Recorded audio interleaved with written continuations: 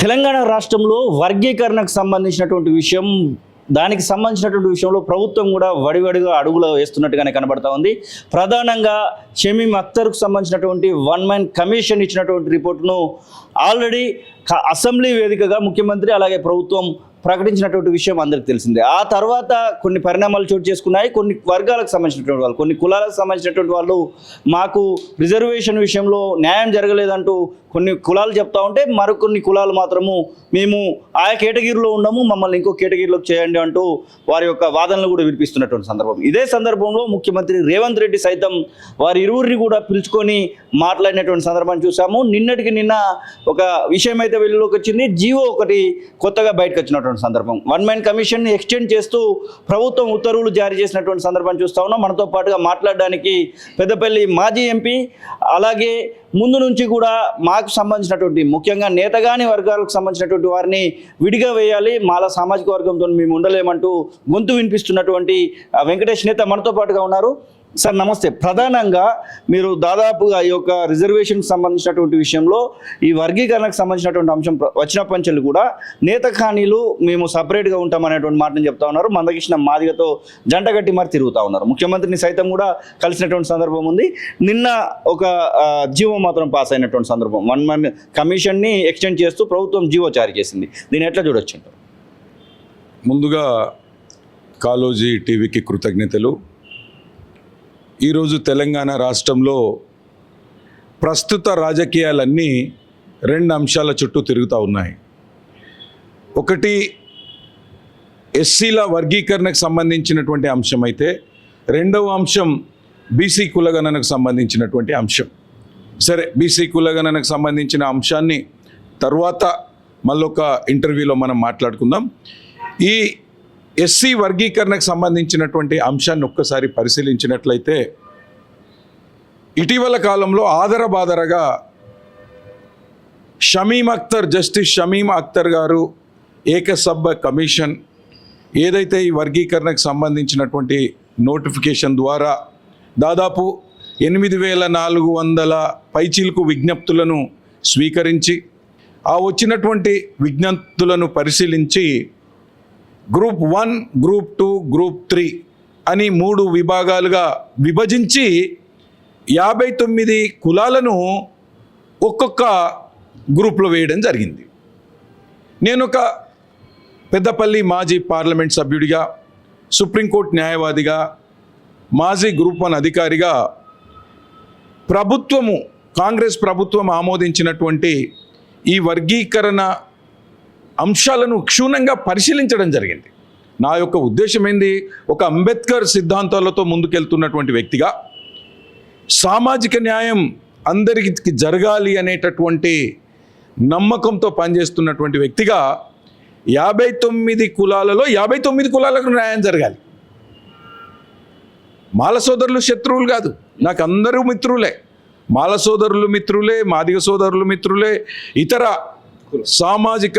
ఇతర వర్గాల్లో ఉన్నటువంటి వాళ్ళందరూ కూడా ఒక అన్నదమ్ముల్లాగా కలిసి ఉండేటటువంటి వాళ్ళే.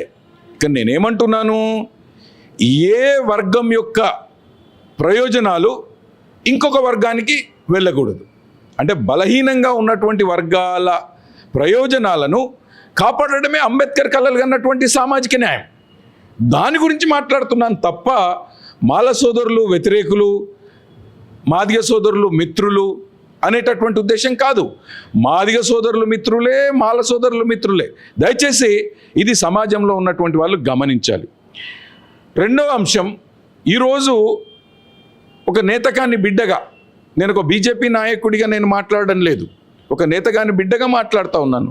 ఎందుకంటే ఈ సామాజిక సమస్యను మానవీయ కోణంలో చూస్తేనే శాశ్వత పరిష్కారం లభిస్తుంది తప్ప రాజకీయ కోణంలో చూస్తే పరిష్కారం దొరకదు. నంబర్ 2, ఇటీవల కాంగ్రెస్ ప్రభుత్వం ఆమోదించినటువంటి నివేదికలో గ్రూప్ 1లో, గ్రూప్ 2లో, గ్రూప్ 3లో, గ్రూప్ 1లో బలహీనమైనటువంటి కులాలను వేయడం జరిగింది. అంటే ఏంటి? ఆర్థికంగా, సామాజికంగా, విద్యాపరంగా, ఉద్యోగపరంగా, రాజకీయంగా వెనుకబడ్డటువంటి కులాలను ఏ గ్రూప్లో అంటే గ్రూప్ 1లో వేయడం జరిగింది. దీనికి 1,71,000 జనాభాకి 1% రిజర్వేషన్ ఇవ్వడం జరిగింది. ఈ గ్రూప్ 1లో ఉన్నటువంటి లోపం ఏంటి? అంతకు ముందు ఏదైతే ABCD అని 4 గ్రూపులుగా ఉన్నటువంటి సమయంలో సి గ్రూపులో అత్యంత ప్రయోజనం పొందినటువంటి జాతులను దాంట్లో వేయడం జరిగింది. దాంట్లో అత్యంత ప్రయోజనం పొందినటువంటి మన్నే పంబాల అనేటటువంటి వర్గాన్ని బలహీనమైన గ్రూప్ 1లో వేయడం జరిగింది. కాబట్టి ఇది లోపంగా గుర్తించి ఇలాంటి లోపాలను గౌరవ ముఖ్యమంత్రి గారి దృష్టికి తీసుకెళ్ళి సామాజిక న్యాయంలో భాగంగా అందరికీ న్యాయం జరగాలి, ఇది శాశ్వత పరిష్కారం చూపెట్టినట్లయితే, కొన్ని మార్పులు చేర్పులు చేసి శాశ్వత పరిష్కారం చూపెట్టినట్లయితే 59 కులాల వాళ్ళందరూ కూడా సంతోషంగా ఉంటారు అనేటటువంటి మా అభిప్రాయాన్ని గౌరవ ముఖ్యమంత్రి గారికి విన్నవించడం జరిగింది. అదేవిధంగా గ్రూప్ 3లో దాదాపు 26 కులాలను, గ్రూప్ 3లో 26 కులాలను పొందుపరిచి ఈ 26 కులాలకు 5% రిజర్వేషన్ ఇవ్వడం జరిగింది. గ్రూప్ 2లో 18 కులాలను పొందుపరిచి జనాభా ప్రాతిపాదికన 9% రిజర్వేషన్ ఇవ్వడం జరిగింది.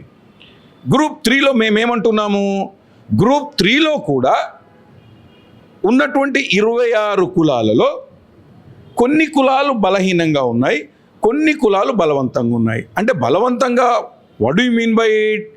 సామాజికంగా, ఆర్థికంగా, విద్యాపరంగా, ఉద్యోగపరంగా, రాజకీయ పరంగా కొన్ని కులాలు ఈ విత్ ఇన్ ద 26 కులాలలో పోల్చినట్లయితే కొన్ని కులాలు వెనుకబడి ఉన్నాయి. కాబట్టి ఈ వెనుకబడి ఉన్నటువంటి కులాలకు ప్రత్యేకంగా ఒక గ్రూపును కేటాయించి జనాభా నిష్పత్తి ప్రకారం, వెనుకబాటు ప్రకారం ఒక గ్రూప్ క్రియేట్ చేయాలి. అంటే ఏంటి? ఇప్పుడు group A, group B, group C, group D, లేదా ప్రభుత్వము దీన్నే గ్రూప్ 1, గ్రూప్ 2, గ్రూప్ 3, గ్రూప్ 4 ఈ 4 గ్రూపులుగా విభజించి ఏదైతే సామాజికంగా, ఆర్థికంగా, విద్యాపరంగా, రాజకీయ పరంగా, ఉద్యోగపరంగా మెరుగైన ప్రయోజనాలు పొందినటువంటి వాళ్ళందరినీ తీసుకొచ్చి గ్రూప్ Dలో వేయాలి. ఎవరైతే గ్రూప్ Dలో ఉన్నటువంటి వాళ్ళతో పోలిస్తే తక్కువ ప్రయోజనాలు పొందిన వాళ్ళు ఉంటారో వాళ్ళని Cలో వేయాలి. సో దీంట్లో ఇది న్యాయమైనటువంటి కోరిక, న్యాయమైనటువంటి డిమాండ్ తప్ప దీంట్లో ఏ కులం వాళ్ళు ఇంకొక కులానికి శత్రువులు కాదు. కాబట్టి నేను గౌరవ ముఖ్యమంత్రి గారికి, షమీమ్ అఖ్తర్ గారికి, అదేవిధంగా ఉత్తమ్ కుమార్ రెడ్డి గారికి నేను ఒకటే విజ్ఞప్తి చేశాం.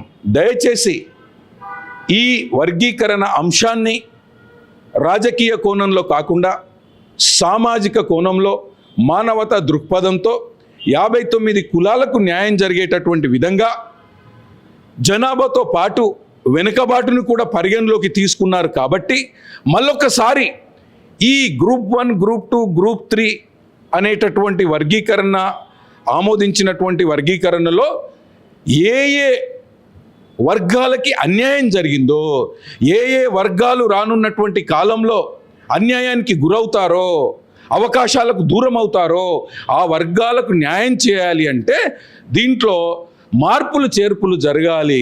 మార్పులు చేర్పులు జరిగినట్లయితే 59 కులాలకు న్యాయం జరిగి అంబేద్కర్ కలలు కన్నటువంటి సామాజిక న్యాయం, అంటే అందరికీ సమానమైన న్యాయం, వాళ్ళ జనాభా నిష్పత్తిని బట్టి, వాళ్ళ వెనుకబాటుతనాన్ని బట్టి అందరికీ న్యాయం జరగాలనేటటువంటి సంకల్పంతో మేము గౌరవ ముఖ్యమంత్రి గారికి చేసినటువంటి మందకృష్ణ గారి నాయకత్వంలో ఇతర కొన్ని కులాలు ఎవరెవరైతే అన్యాయం జరిగిందో వాళ్ళందరూ కూడా కలిసికట్టుగా మందకృష్ణ గారి నాయకత్వంలో మేము ముఖ్యమంత్రి గారిని కలవడం జరిగింది. ముఖ్యమంత్రి గారిని అదేవిధంగా ఉత్తమ్ కుమార్ రెడ్డి గారిని కలవడం జరిగింది. కాబట్టి ఈరోజు గౌరవ రేవంత్ రెడ్డి గారు మా విజ్ఞప్తులను పరిశీలించి దీంట్లో న్యాయం ఉందని భావించడం వల్లనే ఈరోజు షమీమ్ అఖ్తర్ ఏకసభ్య కమిషన్ యొక్క గడువుని 1 నెల రోజులు పెంచి మా యొక్క విజ్ఞప్తులను తిరిగి పరిశీలించాలనేటటువంటి ఉద్దేశంతో దీనికి 1 month ఎక్స్టెన్షన్ ఇచ్చారు. నేతకాణీలు ప్రధానంగా ఏ గ్రూప్లో ఉండాలని కోరుకుంటా ఉన్నారు? ప్రధానంగా మీరు నేతకాణీలకు సంబంధించినటువంటి విషయంలో పాల్గొంటూ ఉన్నారు. దాంతోపాటుగా వివిధ కులాలు, ఏ కులాలు మీటింగ్లు పెట్టినా కానీ, ముఖ్యంగా గ్రూప్ సిలో ఉన్నటువంటి కొన్ని కులాలు మీటింగ్లు పెట్టినటువంటి సందర్భంలో వెంకటేష్ నేతగా ఒక ఎక్స్ఎంపీగా మీరు అక్కడ పాల్గొంటున్నటువంటి సందర్భాలు చూస్తూ ఉన్నాం. మొదలు నేతకాణీలు ఎలా అనుకుంటా ఉన్నారు, అలాగే డోర్లు, అలాగే వివిధ సామాజిక వర్గానికి సంబంధించినటువంటి వాళ్ళు ఏ గ్రూపులలో ఉండాలనుకుంటా ఉన్నారు? ఈరోజు వెంకటేష్ నేత అనేటటువంటి వ్యక్తి కేవలం నేతకానీల సమస్యల మీద మాత్రమే మాట్లాడుతున్నాడు అనేటటువంటిది అవాస్తవం. ఎందుకంటే నేను ఒక అంబేద్కర్ సిద్ధాంతాలతో ముందుకెళ్ళేటటువంటి వ్యక్తిగా, ఒక సుప్రీంకోర్టు న్యాయవాదిగా, ఒక మాజీ పార్లమెంట్ సభ్యుడిగా ఈ మొత్తం నివేదికలో ఉన్నటువంటి లోపాల గురించి నేను మాట్లాడుతూ ఉన్నాను.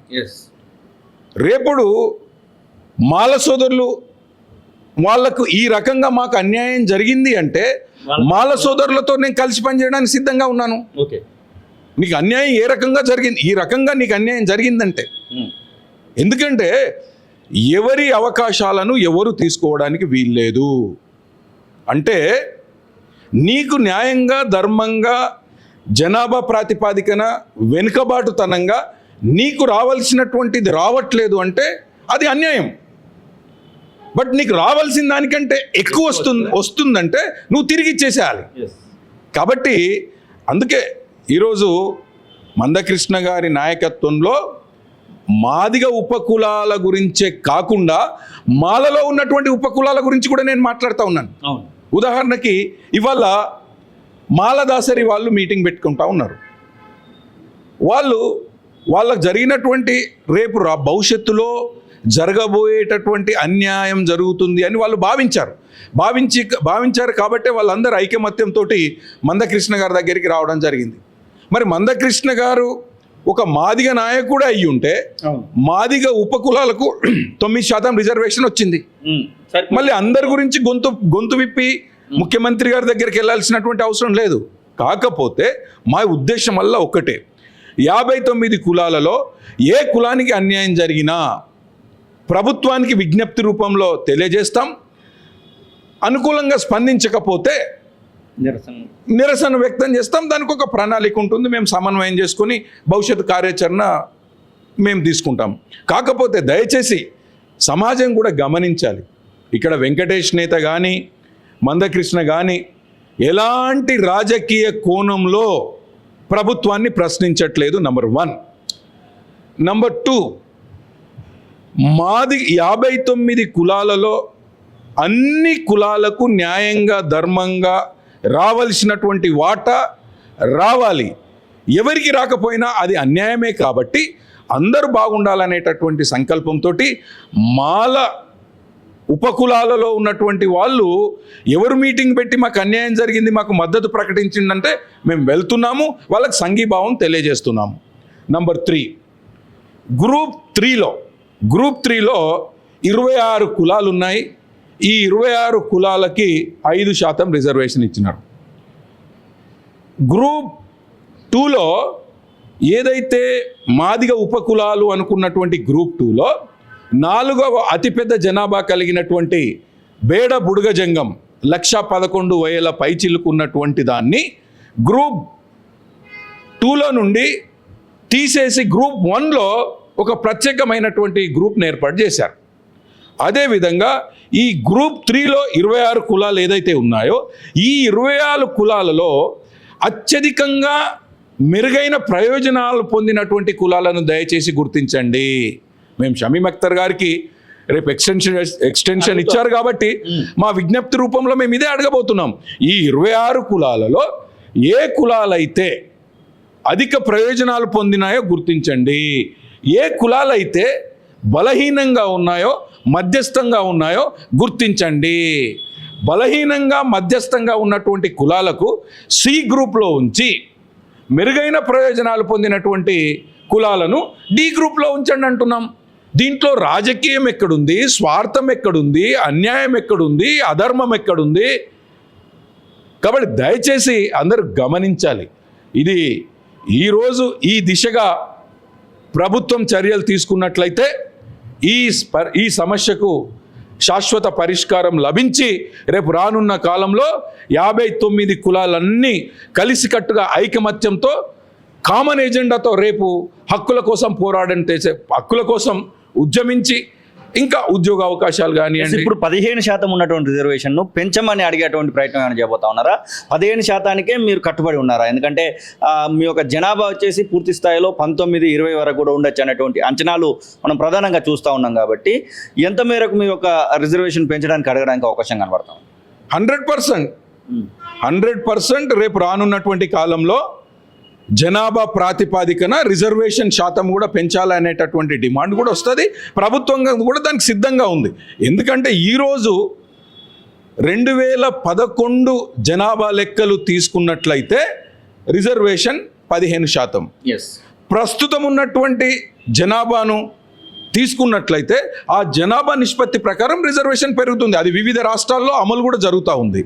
కాబట్టి ఇప్పుడు 2011 లెక్కలు, జనాభా లెక్కలు తీసుకున్నారు కాబట్టి ఈ 15% రిజర్వేషన్లోనే group 1, group 2, group 3, group 4 or ABCD అనేటటువంటి 4 గ్రూపులుగా విభజించి గతంలో కాంగ్రెస్ ప్రభుత్వం ఆమోదించినటువంటి ఈ నివేదిక గ్రూప్ 1, గ్రూప్ 2, గ్రూప్ 3ని కొన్ని మార్పులు చేర్పులు చేసి అందరికీ న్యాయం జరిగేటటువంటి విధంగా ఈ 15% జనాభా నిష్పత్తి ప్రకారం, వెనుకబాటు ప్రకారం అందరికీ పంచినట్లయితే సమన్యాయం జరుగుతుంది.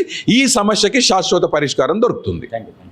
ఇది వెంకటేష్ నేత ఎక్స్-ఎంపీ చెప్తున్న మాటలు. ఖచ్చితంగా మాదిగ సామాజిక వర్గం ఒకటే కాదు, ఏదైతే ఎస్సీ క్యాస్ట్కి సంబంధించినటువంటి పూర్తి స్థాయిలో 59 కులాలకు కూడా న్యాయం జరగడానికి మా యొక్క పోరాటం కొనసాగుతుందనేటువంటి మాటను చెప్తున్నాయి. ఇక షమీమ్ అఖ్తర్ కూడా ఏ విషయాలను ప్రస్తావించబోతున్నారు, ఏ అంశాలపైన ప్రధానంగా వీరి యొక్క పోరాటం ఉండబోతున్నటువంటి అంశాన్ని కూడా వారైతే చెప్తున్నటువంటి పరిస్థితిని చూస్తూ ఉన్నాం. కెమెరా పర్సన్ నవీన్తో కలిసి కాళోజీ టీవీ, శ్రీనివాస్, హైదరాబాద్.